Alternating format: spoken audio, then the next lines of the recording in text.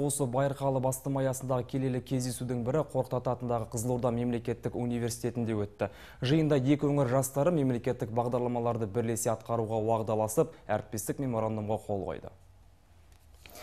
Елдік мақсат рухани жаңғыруға негізделген көштің әуелі біздің өңірден бастау алуы тегін емес, себебі оның ішінде бас болып, Қаз дауысты Қазбек би атанған бабамыз сыр бойында туған тарихшы ғалымдар растап отыр. Сондықтан бұл ізгі шараның өскелең ұрпақ үшін маңызы зор. Жиында екі облыстың белсенді жастары өткенге көз жүгірте отырып, жаңа жетістікке жету жолындағы ойларын ортаға салды.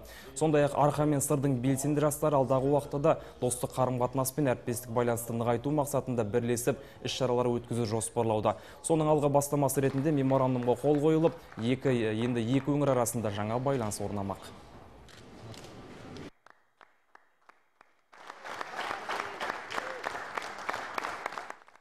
Жалпы автокеруеннің мақсаты ол елбасы бағдарламалық мақаласында айтылғандай киелі мекендерді тану, Қазбек бабамыздың тұсында қазақ хандығының тарихын жолшыбай әңгімелеу, ауыл ақсақалдарымен жолығу, оларды сөйлету.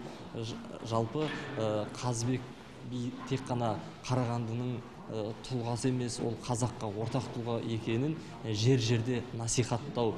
Бүгін мінекей біз осы үлкен халықаралық автокеруенді пайдалана отырып, екі өңірдің жастарын биылғы жылы елбасының рухани жаңғыру болашаққа бағдар мақаласының аясында бірлесіп өткізетін бастамаларды әрмен қарай осы мемлекеттік жастар саясатында жүзеге асырылатын жобаларымызды бірлесіп ұйымдастыру мақсатында іскерлік әріптестік меморандумға қол қойып, оның осы меморандумның аясында әрмен қарай жұмыс жоспары әзірленіп, осы көршілес Қарағанды облысымен осы сыр өңірі жастарының әріптестік байланысы әрмен қарай дамыту мақсатында жүргізіліп отыр.